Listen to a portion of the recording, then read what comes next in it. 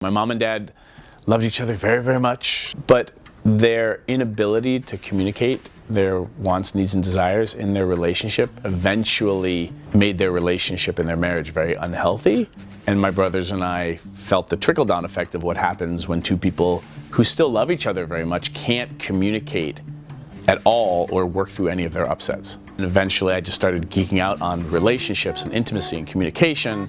And then when I became sexually active in college, all that started pouring in there, and I'm like, how do you have good sex, and how do bodies work, and where's your clit, and you know, all that. And then 10 years ago, I created Cuddle Party. This is Reid Mihalko and Marsha Bazinski. They're relationship coaches, and they run something called a Cuddle Party. A new pneumonia is sweeping the country, a kind of party where people wear their pajamas and cuddle. That's how I went pro, is I became the spokesperson for touch and healthy intimacy in America.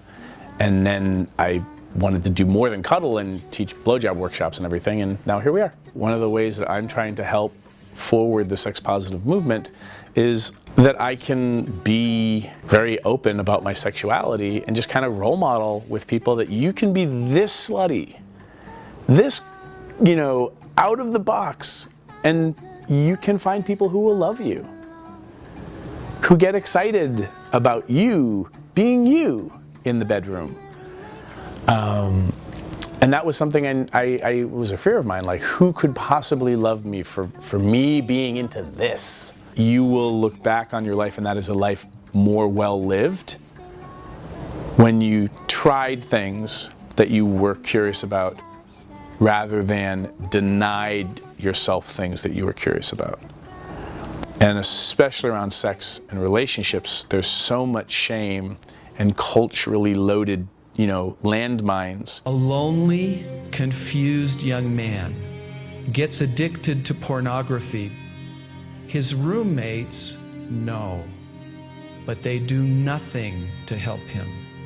He stops going to church, and there is darkness in his eyes. When you start looking at how culture tries to corral us and keep us safe, I think we live in a world now where it's about being able to voice what's going on for you, use your words, in a world where we've been silenced around sex and relationships, where we're not supposed to be talking about anal sex at the dinner table. And maybe that's true, but you should at least be able to talk to your partner or your close friends about your desires and be vulnerable with them.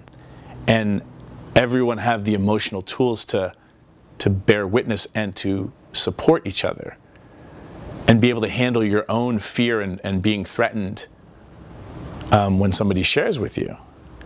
Like, that's being a grown-up.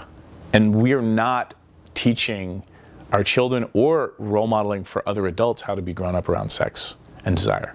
There you go, look at that, just scrolling through my website, yeah. Yeah, product placement. In a culture where we were taught, never talk about this. Your ability to talk about your own wants, needs, and desires, especially around sex, like, that's like a revolutionary act. Like, that isn't, not that you have to be an activist, but like, you are changing what's possible. Not just in your life, but especially if you have kids. For them to grow up in a family that is unafraid to talk about sex, that freely can talk about and be available to support even just the cognitive exploration of, or being curious about pleasure, what turns you on, your desires, and not even have to be unafraid. You can be afraid and still talk about it. Like, that's the definition of courage, is being afraid and still taking action.